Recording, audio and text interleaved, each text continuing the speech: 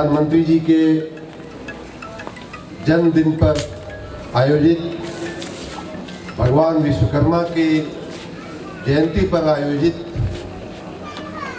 आज के इस पावन कार्यक्रम में उपस्थित तमाम भाइयों और बहनों, बड़ी संख्या में यहाँ मातृशक्ति उपस्थित है, तमाम माताओं और हमारे पार्टी के सभी पदाधिकारी और कार्यकर्तागण, स्टेज पर उपस्थित आप सबके लोकप्रिय नेता और इस जिले के सांसद माननीय श्री जगदम्बिका पाल जी, हमारे इस जिले के यशस्वी जिलाधिकारी, मुख्य विकास अधिकारी, नौगढ़ नगर पंचायत नगर पालिका के अध्यक्ष माननीय गोविंद माधव जी, भारतीय जनता पार्टी के हमारे जिला अध्यक्ष श्री कन्हैया पासवान जी और भारतीय जनता पार्टी के इस क्षेत्र के क्षेत्रीय उपाध्यक्ष माननीय श्री संजीव राय जी, तमाम भाइयों और बहनों, आप सबको भगवान विश्वकर्मा जी की जयंती पर और बड़ी संख्या में यहाँ विश्वकर्मा समाज से जो कारीगर हैं, शिल्पकार हैं, उनके कारीगर और उनके परिवारजन उपस्थित हैं, आप सबको भगवान विश्वकर्मा के पावन जयंती पर बहुत बहुत शुभकामनाएं, बहुत बहुत बधाई और भगवान विश्वकर्मा को हम सबका प्रणाम और नमन।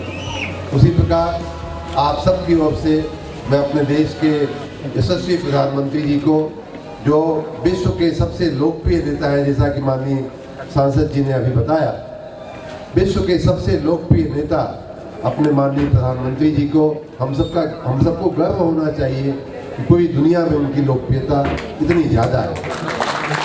उनको आप सबकी ओर से बहुत बहुत जन्मदिन की बधाइयाँ देता हूँ। अभी माननीय सांसद जी कह रहे थे कि किसी पार्टी के एक बड़े नेता ने कहा है कि भारत चलाना।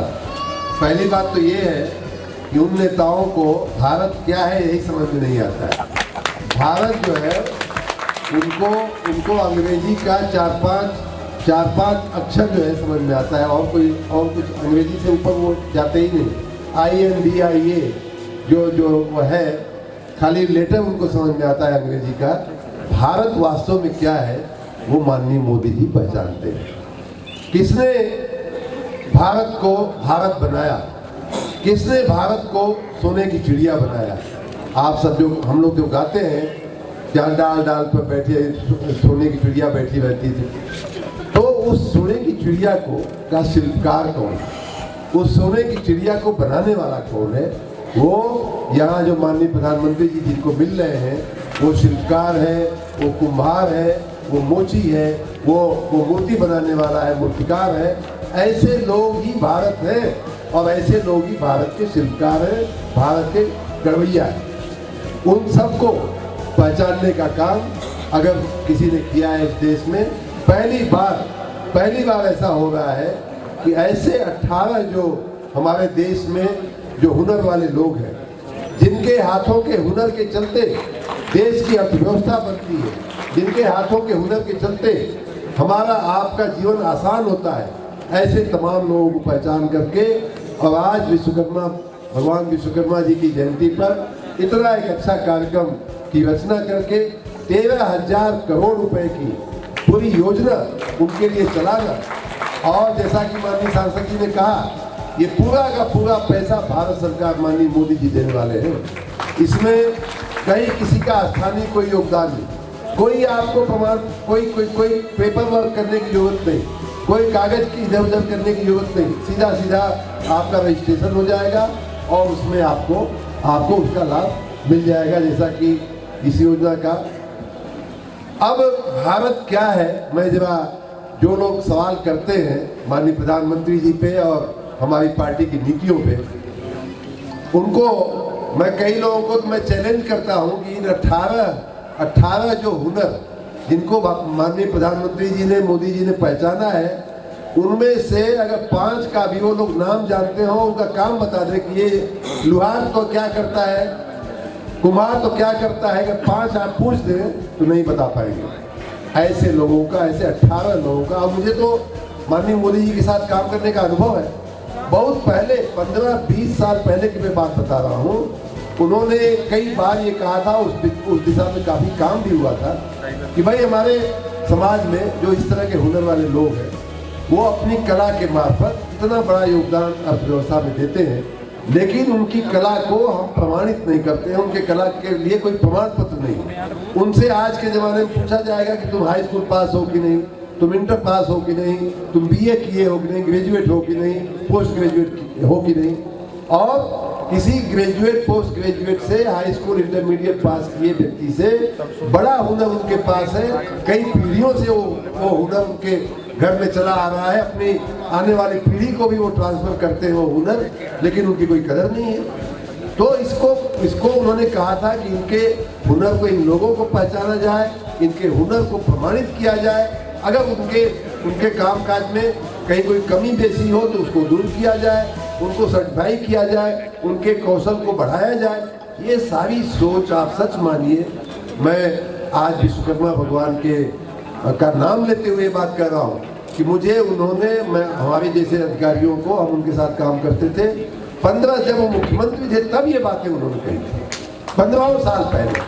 तो ये अचानक कोई आई हुई योजना नहीं है, वो हमेशा ऐसे शिल्पकारों, ऐसे कारीगरों के उत्थान के लिए, प्रगति के लिए हमेशा वो चिंतित रहते हैं। और यही असली भारत है भाइयों बहनों, जिसको भारतीय जनता पार्टी के इस यशस्वी नेता ने, हमारे प्रधानमंत्री जी ने जिसको पहचाना है। जैसे उदाहरण के रूप में बढ़ई है, बढ़ई हमारे गांव में भी बढ़ई होते थे, हल बनाते थे, कुदार बनाते थे, फगुआ बनाते थे, यही होता था ना बढ़ई का काम, और आज भी वही बढ़ई का काम है। लेकिन समय बदला, उसको हम लोग अगर उसको आधुनिकीकरण नहीं करेंगे तो वो बढ़ई अब कुदार फावड़ा बनाने वाला जो समय था, लकड़ी और हंडिल डाल करके फावड़ा कुदार बनाने का, वो उसकी खपत कम हो गई है, क्योंकि खेत तो मशीन से जोता जा रहा है, खुदाई तो मशीनों से होने लगी है, तो उसका फावड़ा कौन खरीदेगा, उसकी कुदार कौन खरीदेगा। तो इसलिए और हमारी आपकी क्षमता भी कम होती जा रही है। जितना भारी फावड़ा कुदार पहले होता था, उतना भारी फावड़ा कुदार खुदाई तो छोड़िए, अगर कोई कह दे कि आप कंधे पे लेके चल दीजिए तो 2 किलोमीटर, तो हम आप हाँफ जाएंगे। अब उसको हल्का बनाना पड़ेगा, अब उसको और शायद 30 में बनाना पड़ेगा कि कम मेहनत में ज़्यादा खुदाई कर दे। तो ये सारे समय के साथ जो बढ़ई के हुनर में, बढ़ई के काम में जो परिवर्तन आना चाहिए, वो कौन करेगा भाई? उसमें पैसा लगेगा, हो सकता है उसको कहीं ट्रेनिंग देनी पड़े। ये सारी बातें माननीय मोदी जी ही सोच सकते हैं, क्योंकि वो भारत के शिल्पी हैं, वो भारत के शिल्पकार हैं। सबसे बड़े शिल्पकार अगर कोई कहेगा, कारोबार करने वाला सबसे बड़ा लुहार अगर कोई है तो नरेंद्र मोदी है। उसी प्रकार आपके नाव बनाने वाले, उनका भी लकड़ी का और लोहे का, दोनों का मिक्स काम होता है। कभी हमारे जितने भी नदी है, तालाब है, ज़्यादातर जगहों पे कोई मछली पालन करता है नाव के जरिए, तो कोई पैसेंजर ढोने का काम करता है। गंगा जी हो, सरजू जी हो, घाघरा हो, सब में नावें चलती हैं। लेकिन कभी किसी ने सोचा था कि इन नाव बनाने वालों को भी जो लकड़ी तराशते हैं, जो लकड़ी का शेप बनाते हैं, आकार देते हैं, जो उसका कीड़ा कंटा बनाते हैं, क्या उनके कामकाज में क्या हम उसमें बरकत ला सकते हैं? क्या उनके कामकाज को हम आसान बना सकते हैं? क्या उनकी जो मैनुअल जो काम वो करते हैं, क्या हम उसको आसान बना सकते हैं? किसी ने नहीं सोचा था। क्यों आज नरेंद्र मोदी जी के लिए 70 साल हो गया, 75 साल हो गया भारत को आज़ाद हुए, 75वें साल में क्यों ये करना पड़ रहा है नरेंद्र मोदी को? इसलिए कि पहले की सरकारों ने उन लोगों की चिंता नहीं की। इसी प्रकार से शस्त्र बनाने वाले, आप बाकी शस्त्र तो छोड़िए, तीर धनुष बनाने वाले, बानी एक तीर ही बनाना है, धनुष ही बनाना है, उसमें भी बांस को काटना पड़ता है, तीर का नोक बनाना पड़ता है, उसमें कहीं लोहे का काम आता है, कहीं लकड़ी का काम आता है। किसने कभी सोचा था कि हम इनको ट्रेनिंग देना चाहिए? ऐसे तमाम जो और टूल किट बनाने वाले हैं, मरम्मत करने वाले हैं, मोती बनाने वाले लोग, हमारे देश की मोती कला इतनी विख्यात थी। हमारे देश का जो पत्थर पे नक्काशी करने का काम, मूर्ति बनाने का काम इतना विख्यात था कि आज ताजमहल देखने क्यों लोग आते हैं? इसलिए आते हैं भाइयों बहनों कि हमारे उन कारीगरों ने ताजमहल को बनाते समय जो कारीगरी की है, जो सब लोग शाहजहां को याद करके नहीं आते हैं, लेकिन उसकी कारीगरी एक बार जो देख करके जाता है उसको लगता है कि मैं बार बार उस कारीगरी को देखूं। ऐसे तमाम हमारे आपके बीच में ऐसी तमाम संस्थाओं ने हमारे पुरानी जगहों पे, प्राचीन मंदिरों में और मस्जिदों में और अन्य जगहों पे ऐसी तमाम जो कला होती है, मूर्तिकारी होती है या कलाकारी होती है, वो देखने को मिलती है। लेकिन अब समय बदला है। क्या वही कलाकारी, थोड़ा उनका हाथ और थोड़ा मशीन का फायदा, जहाँ जहाँ भी मनुष्य और मशीन का सम्मिश्रण हुआ है उनकी प्रोडक्टिविटी बढ़ जाती है। वही व्यक्ति अगर इतना बड़ा पत्थर तराश सकता है पूरे दिन में अपने शारीरिक श्रम से, तो मशीन का अगर उसको लाभ मिल जाता है तो उसका 10 गुना 5 गुना वो अपना काम बढ़ा लेता है, उसकी आमदनी बढ़ जाती है। इसलिए आज की ये योजना महत्वपूर्ण है कि आपके काम में कैसे बरकत हो, आपके हुनर में कैसे बरकत हो, कैसे और दिखा रहा है। सुनार का काम भी वैसा ही काम। बहुत सारे कारीगर हैं जिनका बनाया हुआ आभूषण आप लोग महिलाएं बैठी हैं। आज भी सोने की दुकानें, सुनार की दुकानें शहरों में, नगरों में सैकड़ों खुली जाती हैं। लेकिन आपको मालूम होगा, आपकी दादी, आपकी चाची, आपकी काकी जहाँ से सोने का बनवाती थी वहीं आप जाना पसंद करती हो, क्योंकि आपको उस सुनार का पर भरोसा था, उस सुनार के हुनर पे भरोसा था। तो ये सारी चीजें हमारे देश के जनमानस में हमारी अर्थव्यवस्था का अभिन्न अंग रही है। किसी ने इस भारत को जिसने भारत को वास्तव में गढ़ा है, कुम्हार अभी माननीय प्रधानमंत्री जी कुम्हार के का चलता हुआ चक्के के बीच में बैठ करके और वो देख रहे थे। आपने वो दृश्य देखा है। कुम्हार जो पहले हाथ से चलाते थे अपने चक्के को, क्या हम उसको मशीन से नहीं चला सकते हैं? अब वो मशीन कहाँ से आएगी? मशीन में खर्चा होता है, मशीन में 1 हाथ पाव 2 हाथ पाव का मोटर लगेगा, मोटर का खर्चा कहाँ से कुम्हार लाएगा? तो ये सारी चीजें इस योजना में से उसको ले आना, जैसा कि जिलाधिकारी ने, माननीय सांसद जी ने कहा, इस योजना में से उस कुम्हार को हम मोटर मंजूर कर सकते हैं, मोटर दे सकते हैं, जिससे उतने ही समय में उसका चक्का ज़्यादा घूमे, उसका दिया और उसकी मटकी जो है ज़्यादा बने। और दूसरी बात, इसमें इस योजना में एक और भाग है कि उनको बाजार में उनका सामान ज़्यादा बिके, मार्केटिंग सपोर्ट की भी व्यवस्था है। आपने देखा होगा, देखिए समय कैसे बदलता है और कैसे बदला है, इसका उदाहरण मैं आपको दे दूं। जितने बड़े लोग हैं यहाँ जो स्टेज में बैठे हैं, उनके सहित मैं बोल रहा हूँ, डीएम साहब हैं, सीडीओ साहब हैं, इनके घर में आप जाएंगे, इनकी श्रीमती जी से पूछेंगे कि उनका घर में सजावट में सबसे प्रिय सामान क्या है, तो सबसे प्रिय सामान वो होगा जो 100 साल 50 साल पहले हमारे आपके बीच में बन करके आया होगा।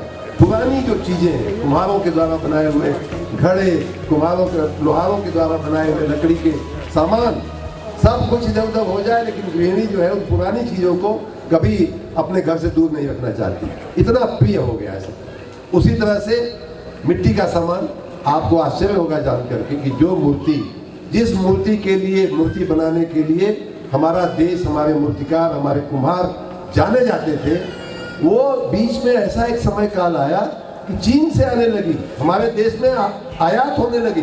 गणेश भगवान की मूर्ति गणेश पूजा पे चीन से आने लगी, दिवाली में दिए तक चीन से आने लगे। इतना दुर्भाग्य हमारे देश का, क्योंकि पहले की सरकारों ने ध्यान नहीं दिया कि हमारे देश में तो इसका हर गांव, हर गली में ये चीजें बनती थी भाई। तो उसमें उनके इसलिए ऐसा हुआ कि उनके हुनर को हमने निखारा नहीं और उनको हमने मार्केटिंग सपोर्ट नहीं दिया। हमारी मूर्ति तो जाके बाहर बिकनी चाहिए, उसके बजाय बाहर से हम यहाँ आने लगी। तो इसके लिए माननीय प्रधानमंत्री जी का ये जो काम है, मोची, अभी माननीय प्रधानमंत्री जी जूता बनाने वाले लोगों के साथ बैठे थे और जूते को उठा करके, आपने देखा होगा उल्टा सीधा, कितना बढ़िया जूता था, उसको देख रहे हैं। मोची का काम आपको आज आपको अनुमान नहीं होगा कि ये कितना बड़ा काम है। मैं आपको समझाने की कोशिश करता हूँ। माननीय प्रधानमंत्री जी क्यों उस मोची के पास बैठे थे, उसका कारण ये है कि जूता बनाने का जो उद्योग है, जूता चप्पल बनाने का जो उद्योग है भाइयों बहनों, एक बहुत बड़ा उद्योग है, बहुत बड़ी इंडस्ट्री है। और आपको मालूम नहीं होगा कि जब नरेंद्र मोदी जी प्रधानमंत्री बने, उस समय तक 2014 तक माननीय सांसद जी भी इस बात के साक्षी हैं कि उस समय तक हमारी सेना के उपयोग के लिए बहुत सारे सामान बाहर से आते थे, इंपोर्ट होते थे, आयात किए जाते थे। उन सामानों में आपको आश्चर्य होगा कि सैनिकों के पहनने वाले बूट भी बाहर से आते थे, विदेश से आते थे।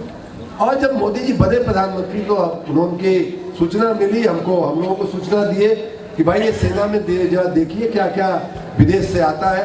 हम लोगों ने देखना शुरू किया तो पता चला कि सेना के पहनने वाली वर्दी, सेना के पहनने वाले जूते, सेना के पहनने वाले ग्लव्स, हाथ में लगाने वाले ठंडी से बचने के लिए ग्लव्स जो होता है, चश्मा होता है, हेलमेट होता है, ये सब भी विदेश से आता है। खाली मैं जूते का उदाहरण सब रोक दिया गया, सब अब यहाँ बनने लगा है। लेकिन मैं जिस तरह से सिद्धार्थ नगर का प्रभारी मंत्री हूँ, वैसे ही मैं आगरा का भी प्रभारी मंत्री हूँ।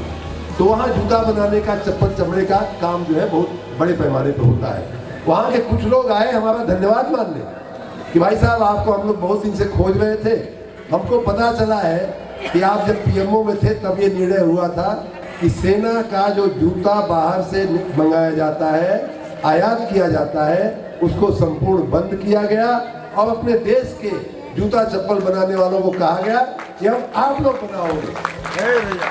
ऐसी सैकड़ों कंपनियों को चिन्हित किया गया और सेना के जनरल को कहा गया कि भाई आपको जिस 100 में से जिस अपने देश की कंपनी का जिसका जूता पसंद आता हो उसे आप बनवा लीजिए, जिसकी क्वालिटी आपको अच्छी। तो आगरा के बनाने वाले लोग हमारा धन्यवाद कर दिया कि भाई साहब हम लोगों का बिजनेस उसके चलते जो है बहुत बढ़ गया। तो ये सोच होती है। मोची का जो काम है, ये नरेंद्र मोदी को ये बात समझ में आ सकती है कि मोची का काम देश की अर्थव्यवस्था से जुड़ा हुआ कितना बड़ा काम है, कितना बड़ा ये उद्योग है। और एक दुकान पे ऐसी है, एक दुकान पे 5 लोग 10 लोगों को रोजगारी और मिलती है। कोई ठेला वाला होता है, कोई किल्ली बनाने वाला होता है, कोई जूते का एक काम करता है, कोई जूते का दूसरा काम करता है। उसी तरह से राजमिस्त्री, मैंने बताया कि जो कड़िया काम करने वाले मैसन लोग होते हैं, इतनी अच्छी कलाकारी हमारे लोगों के हाथों में थी कि आज भी उनके बनाए हुए भवन, आज भी बनाई हुई उनकी इमारतें, जो हमारी धरोहर है, वो अपने ही लोगों की बनाई हुई इमारतें हैं, उन्हीं की बनाई हुई धरोहर है। उसी तरह से बास्केट बनाने वाले, जो डोलची होती है बनाने वाले, चटाई बनाने वाले, इस तरह के तमाम जो हुनर है सबको बढ़ावा देने के लिए आज माननीय प्रधानमंत्री जी ने ये महाअभियान छेड़ा है। एक बहुत बड़ा आग्रह है खिलौना बनाना। आपने सुना होगा कि जब कोरोना आया था तो मैं इसी मंत्रालय का, जिस मंत्रालय से ये सब काम आज हो रहा है, उसी मंत्रालय का माननीय मोदी जी ने हमको भारत सरकार का सचिव बना दिया था जब कोरोना का संकट चल रहा था। तो उन दिनों आत्मनिर्भर भारत के अभियान की शुरुआत किया गया, वोकल फॉर लोकल अभियान की शुरुआत किया गया कि जैसा मैंने कहा कि बाहर से नहीं आना चाहिए, हमारे जो लोकल उत्पाद है उस पर हमें गर्व होना चाहिए, हम उसका उपयोग करें। हम जब दुकान में जाएं तो सबसे पहले पूछें कि हमारे सिद्धार्थ नगर का बना हुआ सामान दिखाओ, हमारे गोरखपुर का, बस्ती का बना हुआ, लखनऊ का बना हुआ सामान पहले दिखाओ, तब हम बाकी आगे की बात करेंगे। हाँ, एक बार देखने के बाद अगर आपको नहीं पसंद आता है तो ठीक है, लेकिन हम शुरुआत ही चाइना से करें, ये कहाँ, ये तो देशभक्ति नहीं है, ये देशभक्ति नहीं है। तो ये आत्मनिर्भर भारत का हम लोगों ने उस समय अभियान चलाया, मैं उस विभाग का सचिव था, माननीय प्रधानमंत्री जी के आशीर्वाद। उसमें एक बहुत बड़ा विषय माननीय मोदी जी ने लिया था, खिलौने जो है आजकल आप देखते होंगे कि बंदूक चलाने वाला, कार दौड़ाने वाला खिलौना जो होता है, बच्चों को ये सब चीज़ें बड़ी पसंद है। अपने यहाँ परंपरागत भी खिलौने होते थे, लेकिन विदेशी सामानों के आक्रमण ने हमारे घरेलू खिलौने उद्योग को पूरे ध्वस्त कर दिया। आज आपके बच्चों के हाथ में जो भी खिलौना आता है, ज़्यादातर चाइना के बने हुए खिलौने आते हैं। हम लोगों ने, माननीय मोदी जी ने एक बहुत बड़ा अभियान चला करके कि भाई स्थानीय खिलौनों पे, स्थानीय उस पर जो है ध्यान दिया जाए, उनके प्रोडक्शन को बढ़ाया जाए, उनके कला को बढ़ाया जाए, उनके हुनर को बढ़ाया जाए, उनका सामान कैसे कम कीमत में बने, कैसे ज़्यादा सुंदर दिखे, उनकी पैकेजिंग कैसी है, बढ़िया हो, इस सारी बातों पे ध्यान देने के लिए आज के इस कार्यक्रम में, योजना में खिलौने बनाने वाले लोग, डॉल और टॉय मेकर को भी गुड़िया, और खिलौने बनाने वाले लोगों को गुड़िया बनाने का कितना बड़ा उद्योग हमारे देश में था।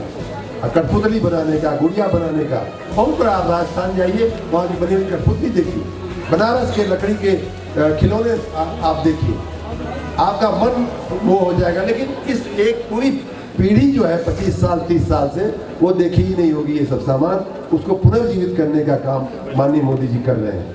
उसी प्रकार नाई हर गांव में होते थे, लेकिन समय बदला और हर चट्टी चौराहे पे वो शोरूम वाले नाइयों ने अपनी दुकान खोल दिया। उसमें भी कोई बुराई नहीं है, अच्छी बात है कि जिसके पास ये प्रगति की निशानी है, अगर वो अच्छा अपना सैलून खोल लेता है तो किसी की कोई आपत्ति नहीं होनी चाहिए। लेकिन जो गांव का नाई है, जिसके पास वही गांव के 2 4 10 घर में जो अपना करता था, उसकी उतनी कमाई नहीं है, वो कैसे सैलून खोले?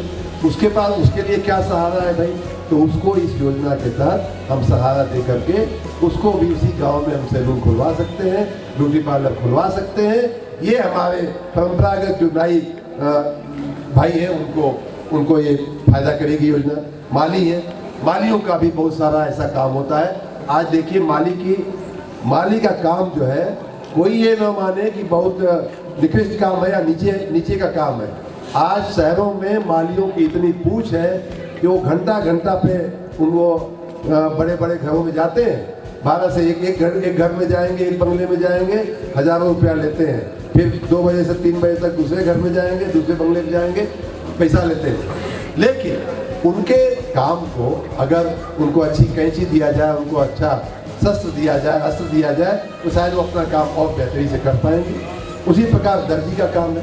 दर्जी का काम आप जानते हैं कि सभी लोग हम सभी उससे परिचित हैं। लेकिन वो दर्जी जिन्होंने अपने हुनर को बढ़ाया, वो दर्जी जिन्होंने अपने काम का मैकेनाइजेशन किया, जिन्होंने मशीन और हाथ के हुनर का मिश्रण कर लिया, उनका दुकान, उनका धंधा जो है बहुत तेजी से चला। तो इस प्रकार से जो ऐसे लोग हैं, उसी तरह से मछली, यहाँ कल अभी बात हो रही थी, डीएम साहब बता रहे थे और सांसद जी बता रहे थे कि सिद्धार्थनगर के ही उदाहरण मैं दूं कि यहाँ मछली पालन का उद्योग बहुत अच्छा चल रहा है, शुरू हुआ है, अभी जोर पकड़ रहा है। लेकिन अब वो मछली पालन के लिए जाली तो चाहिए। मछली पालने के बाद मछली पकड़ी ली जाती है, तब जा कर के उसकी बिक्री होती है। और उसमें भी सीडीओ साहब बता रहे थे कि मछली एक तो होता है कि भाई मछली मारो और खा जाओ, दूसरा होता है कि खाओ भी और बेचो भी। तो अगर बेचना है तो मछली को अगर मान लीजिए यहाँ से लखनऊ भेजना है, यहाँ से दिल्ली भेजना है, यहाँ से विदेश भेजना है, तो उसके लिए पूरी एक व्यवस्था, पूरी एक श्रृंखला, एक चेन खड़ी करनी पड़ती है, तब जा करके उस मछली का अच्छा दाम मिलता है। यहाँ से मछली को ठंडी चीज़ में रख करके, आइस बॉक्स में रख करके कहीं भेजना पड़ेगा, तब वो जा करके गाड़ी से या हवाई जहाज से दूसरी जगह जाएगी, दूसरे देश में जाएगी, और फिर उसी मछली का 10 गुना नहीं बल्कि 50 गुना दाम आपको मिल सकता है। लेकिन इस पूरी श्रृंखला को बनाने के लिए, इस पूरी श्रृंखला के निर्माण के लिए पैसा लगता है। तो वो पैसा कहाँ से आएगा? यहाँ नेट मेकर लिखा है, लेकिन मैं मानता हूँ कि मत्स्य पालन वालों को और भी हम व्यापक उसमें से मदद कर पाएंगे। उसी मछली का जाल भी एक बनाने का एक हमारी परंपरागत हुनर रहा है, उसको भी बढ़ावा देने। तो इस प्रकार के 18 हुनर माननीय प्रधानमंत्री जी ने, जिनसे आपने देखा कि प्रत्यक्ष जा करके एक हुनर वालों को मिले हैं, एक हुनर वालों को उन्होंने शाबाशी दिया है, प्रोत्साहन दिया है। ये है भारत का प्रधानमंत्री नरेंद्र मोदी, जो अपने देश के शिल्पियों को, अपने देश के कारीगरों को, और मैं तो यूँ कहूँगा कि वो भारत के निर्माणकर्ताओं को अच्छे तरह से पहचाने हैं, और उनके लिए ये अपने जन्मदिन पर उन्होंने ये योजना प्रस्तुत किया है। भाइयों बहनों, आज के इस अवसर पे मैं चाहूँगा कि आप इस बात के महत्व को समझें। हमने अभी सुबह में एक कार्यक्रम किया और कल भी एक कार्यक्रम किया था। परसों भी हम लखनऊ में अपने जो रेहड़ी पटरी के जो दुकानदार होते हैं, छोटे व्यवसायी होते हैं, उनके बीच में मैं था। 10,000 का पहला लोन, 20,000 का दूसरा लोन और 50,000 का तीसरा लोन। उसमें भी अगर थोड़ा मोबाइल फ़ोन का, डिजिटल का उपयोग करने लगे तो पूरा है वो ब्याज मुक्त एक तरह से हो जाता है वो पूरा का पूरा लोन। मैंने देखा कि समोसा बेचने वाले, खस्ता बेचने वाले,